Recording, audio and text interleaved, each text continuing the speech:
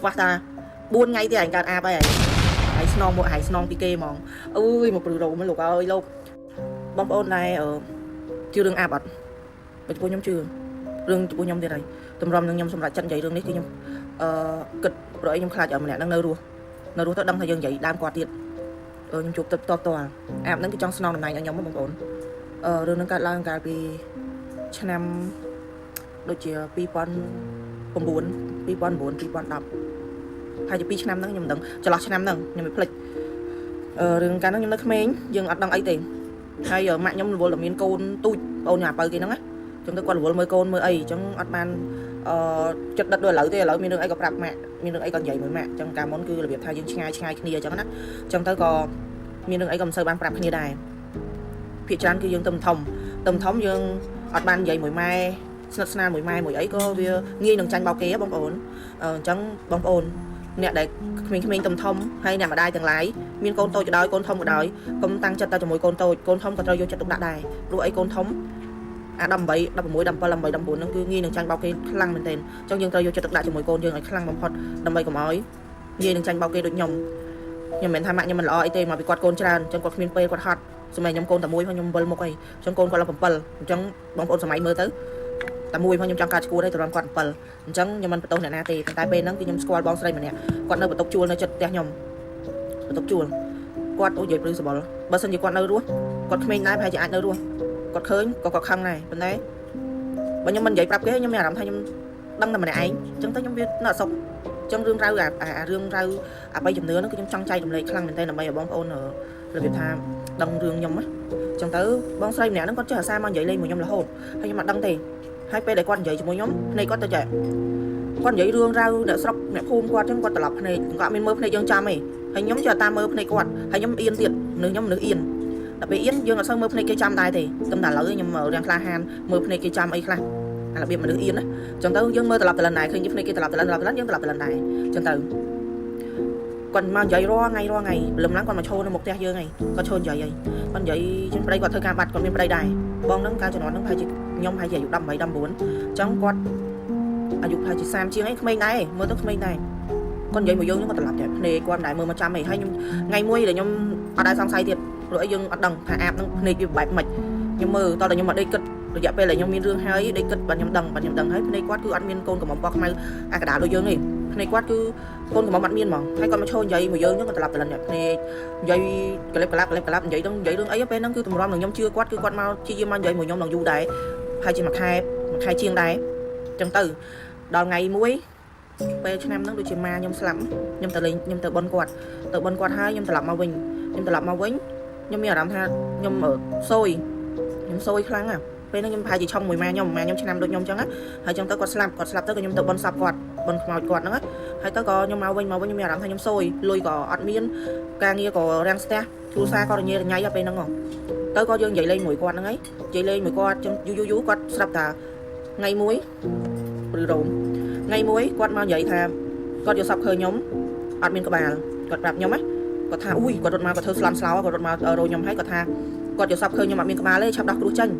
ហើយគាត់ព្យាយាមនិយាយមួយខ្ញុំហ្នឹងគឺគាត់ថាគាត់ចេះគ្រូគាត់ចេះធ្វើដោះគ្រោះឲ្យគេគាត់និយាយលេងមួយខ្ញុំទៅខ្ញុំក៏មិនបានចាប់អារម្មណ៍ទេខ្ញុំគាត់ដូចថាគាត់ប្រឹងអូសទាញខ្ញុំឲ្យទៅធ្វើគ្រូមួយគាត់អីចឹងណាតែពេលហ្នឹងខ្ញុំអត់ទាន់បានដើរជឿគ្រូអីទេព្រោះអីខ្ញុំមិនសូវស្និទ្ធស្នាលមួយម៉ាក់ចឹងទៅមិនសូវដឹងថាម៉ាក់ខ្ញុំជឿចិត្តដើរជឿគ្រ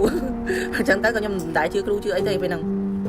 គាត់ព្យាយាមអូសទាញយើងឡើងបានមួយខែជាង10ខែអីដែរដល់ពេលហ្នឹងខ្ញុំវាសួយខ្លាំងដែរហើយជិះម៉ូតូក៏ដួលម៉ូតូដែរដួលម៉ូតូខ្ទេចជើងអស់ចឹងទៅតាំងពីមកបនសពម៉ាខ្ញុំហើយចឹងទៅគាត់ក៏មករត់មកប្រាប់ខ្ញុំថាថ្ងៃមួយហ្នឹងគាត់រត់មកប្រាប់ខ្ញុំថាគាត់จะសពឃើញខ្ញុំអត់មានក្បាលទេបញ្ញាប់ដោះគ្រោះចេញទៅហើយខ្ញុំភ័យដែរពេលហ្នឹងខ្ញុំកំពុងមានរឿងដែរហើយខ្ញុំសួរគាត់ថាខ្ញុំអត់ដឹងដោះគ្រោះនៅណាទេខ្ញុំអត់ស្គាល់ទេនៅពេញចឹងទៅគាត់ថាគាត់ចេះដោះគ្រោះគាត់ចេះសូត្រចេះអីចឹងទៅហើយខ្ញុំថាសូត្រមិនត្រូវការអីចឹងទៅណាសូត្របែបម៉េចហើយត្រូវការអីគាត់ថាគាត់ត្រូវការអីទេហើយខ្ញុំនឹងទិញក្អមមក5ក្អមប៉ុណ្នេះណាក្អមមក5ក៏មិនដឹង7ក៏មិនដឹង3ក៏មិនដឹងទៅភ្លេចបាត់ហើយនេះក្អមមក5ហើយយកកៅអៅចាស់ខ្ញុំតែខ្ញុំឈប់ស្លៀកកៅអៅហ្នឹងដែលកៅអៅណាដែលខ្ញុំស្រឡាញ់ជាងគេហើយឈប់ស្លៀកឲ្យយកមកមានកៅអៅខ្លួនឯងមានកៅអៅហើយមានខោហើយនឹងមានអីទៀតទេពេលហ្នឹងដូចគាត់អត់ត្រូវការអីទេត្រូវការផ្កាឈូកទៀនធូបអីចឹងទៅហើយបន្ទប់ហើយគាត់ឲ្យខ្ញុំទៅបន្ទប់គាត់មានមកធ្វើនៅបន្ទប់ខ្ញុំឯងគាត់ឲ្យខ្ញុំទៅបន្ទប់គាត់គាត់ថាគាត់ដោះគ្រោះឲ្យចឹងណាយើងកំពុងតែសួយមេដែរយើងក៏ទៅតាមទៅយើងជឿទៅណា bạnចាប់អារម្មណ៍ថាគេថាមនុស្សនឹងអត់មានកូនកំមុំភ្នែកឯណាបងប្អូនគាត់និយាយត្រឡប់ហ្នឹងទៅពេលហ្នឹងជឿស្លុងហើយពេលគាត់ប្រាប់ហ្នឹងទៅជឿគេហ្មងជឿគេឲ្យភ័យគេមកបន្លាចយើងពីដំបូងគេអូសទាញយើងបែប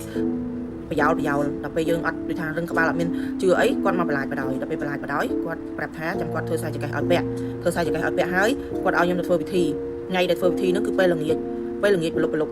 គេធ្វើពិធីភាគច្រើនគេធ្វើពេលថ្ងៃមែនអត់បងប្អូនគេធ្វើពេលថ្ងៃពេលថ្ងៃរះពេលណាដែលមានពលឺថ្ងៃខ្លាំងដោះគ្រោះរំដោះអីហ្នឹងគឺវាបា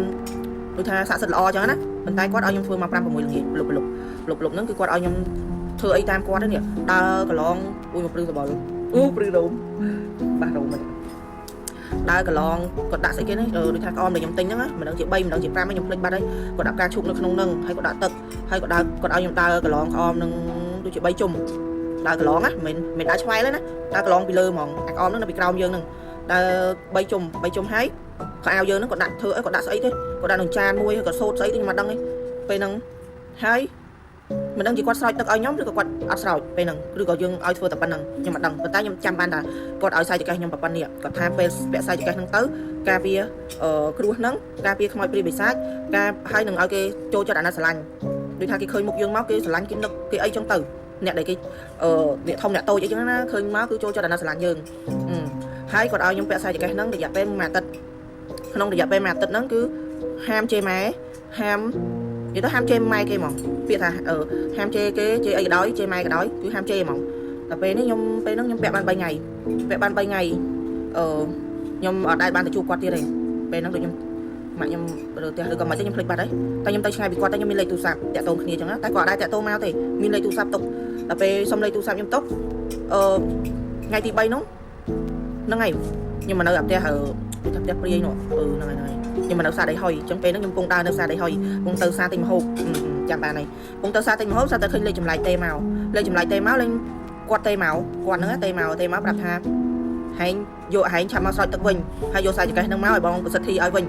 ទៅថាបងយកទៅធ្វើអីហែងជេម៉ែហែងឥឡូវសាបាត់ហើយហែងជេម៉ែទៅខ្ញុំថាខ្ញុំទៅមិនបានជេផងបងហែងនិយាយថាចុយម្រាយមួយម៉ាត់ពាក្យហ្នឹងខ្ញុំអង្គុយរនឹកមែនខ្ញុំច្រឡំមាត់ខ្ញុំរើឲ្យបានហត់ពេលខ្ញុំរើឲ្យបានហត់ខ្ញុំថាអូយហត់ចុយម៉ែហ่าនិយាយបានម៉ាត់ប៉ុណ្្នឹងឯងហត់ចុយម៉ែហ่าហ្នឹងហើយដល់ពេលរនឹកទៅមែនខ្ញុំនិយាយមែនបងអញ្ចឹងឯងឆាប់យកសាយចកេះហ្នឹងមកដាស់វិញហើយឯងឈប់ជេរទៀតហើយព្រឺរោមបាសឡើងជ្រងហ្មងដល់ពេលចៃដន្យឯងម៉ាក់ខ្ញុំគាត់ខាត់ពេលហ្នឹងដូចជាម៉ាក់មានរឿងក៏មិនដឹងនិយាយទៅអត់តែមានរឿងហេតុការណ៍អីដែលប៊ីសគឺម៉ាក់ខ្ញុំរហូតម៉ាក់ខ្ញុំអ្នកមករៀងរហូតមកចេញមុខរហូតអញ្ចឹងទៅស្រាប់តែម៉ាក់ខ្ញុំខាត់ហើយពេលហ្នឹងខ្ញុំនិយាយពេលហ្នឹងហើយខ្ញុំអត់បានយកសាយចកេះហ្នឹងទៅប្រសិទ្ធធីវិញទេគាត់ទេមកខ្ញុំទេ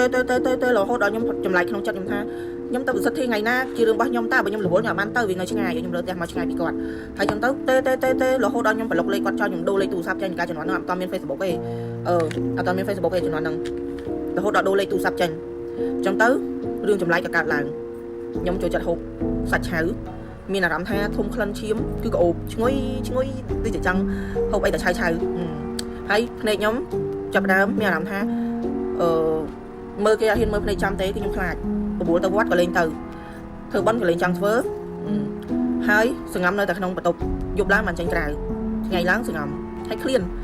តែរបស់ឆៅឃ្លានជាផ្សេងអាសាច់គោឆៅឈាមណាឃ្លានអីឈាមឃ្លានអីឆៅហើយចាប់ដើមខ្លួនឯងចាប់ដើមផ្លែកចាប់ដើមខ្លាចភ្នែកមនុស្សហើយយកសពអាក្រក់មែនទេហ្មងហើយដល់ពេលអ្នកជុំវិញខ្លួនខ្ញុំសង្កេតមើលឃើញខ្ញុំផ្លែកម៉ាក់ខ្ញុំគឺគាត់មានគ្រូទៀតហើយគ្រូគាត់ច្រើនណាគ្រូមួយហ្នឹងនៅបរិយាកាឡាខ្ញុំឥឡូវខានទៅយូរហើយដាច់ខ្សែរយៈយូរហើយខ្ញុំទៅតាមម៉ាក់ដែរម៉ាក់ខ្ញុំទៅសារទៅស្រោចទឹកទៅអីចឹងទៅហើយក៏និយាយពីអាការៈដែលខ្ញុំកើតឡើងហ្នឹងយកទៅនិយាយប្រាប់គ្រូស្រីនៅបរិយាកាឡាគាត់ស្រោចទឹកលើករិស័យអីចឹងទៅយើងកាលមុនចេះតែដើរស្រោចទឹកអីចឹងទៅគេថាល្អកន្លែងណាទៅរកស៊ីមានបានចាទៅម៉ាក់ខ្ញុំទៅហើយក៏ចៃដន្យគាត់ឃើញខ្ញុំផ្លែកក៏គាត់ក៏នាំខ្ញុំទៅគាត់ក៏ប្រាប់គ្រូហ្នឹងក៏ប្រាប់ថាហែងណាខ្វះថា4ថ្ងៃទៀតឯងកើតអាបហើយ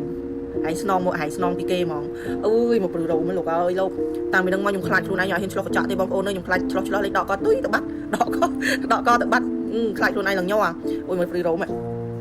គាត់ថាហែងសំណាងល្អណាស់ហែងគេហៅឲ្យហែងទៅវិញហែងអត់ទៅបាទទៅហែងកើតអាបាត់ហើយហែងស្នងពីគេបាត់ហើយដល់ពេលតាំងពីនឹងមកគាត់មានស្អីគេគាត់មានលឹងឆ្កែខ្មៅគាត់ដោះមួយឆ្នាំស្អីទេគាត់ឲ្យខ្ញុំទៅរាល់ថ្ងៃខ្ញុំទៅប្រហែលជា 3 ខែគាត់ដោះឲ្យខ្ញុំផឹករងថ្ងៃផឹករហូតដល់ជារហូតដល់ខ្ញុំលេងកាតអីហើយគាត់ឲ្យស្អីទៅពាក់មកពាក់ដើម្បីការពារហើយតាំងពីនឹងមកពេលដែលខ្ញុំផឹកអានឹងមកគឺខ្ញុំយល់សប្ឃើញបងស្រីនឹងរហូតម៉ាក់ខ្ញុំហាមខ្ញុំមិនឲ្យនិយាយទេខ្លាចគេនៅរស់ទៅគេខំគេធ្វើយើងទៀតចឹងណាប៉ុន្តែខ្ញុំអត់ខ្លាចទេខ្ញុំជឿថាឥឡូវខ្ញុំធ្វើបន់បានច្រើនខ្ញុំមានបន់ការពារខ្លួនច្រើនអញ្ចឹងទៅគាត់ដោះឲ្យផឹករហូតហើយគាត់និយាយថាពេលខ្លះអ្នកខ្លះនៅភូមិគាត់នៅសុកដកកដោយអត់ដឹងខ្លួនទេដោយសារអីគេធ្វើទៅអ្នកផ្សេងប៉ុន្តែយើងឬស្អីដាក់យើងចូលយើងដកកអត់ដឹងខ្លួនទេតរំនឹងដឹងខ្លួនឡងយូរខែអញ្ចឹងខ្ញុំពេលហ្នឹងលេលើដែរហ្នឹងដល់ពេលយើងផឹកថ្នាំផឹកអីបានប្រហែលជា4-5ថ្ងៃមួយអាទិត្យទៅចាប់ផ្ដើមដឹងខ្លួនចាប់ផ្ដើមដេកវិភាគមើលថាខ្លួនឯងឃ្លានដល់សាច់ឆៅដល់ពេលយើងផឹកថ្នាំហើយក៏លេងឃ្លានសាច់ឆៅហើយនៅឃើញមុខបងស្រីហ្នឹងគឺភ្នែកគាត់អត់មានកូនកំមុំកដាលភ្នែកទេគឺគាត់មិននិយាយមកយើងគឺគាត់ក្លែបក្លាប់រហូតទៅតែដេកវិភាគចុះវិភាគឡើងមិនដឹងថាអូក៏ពិតគេមកធ្វើល្អមួយយើង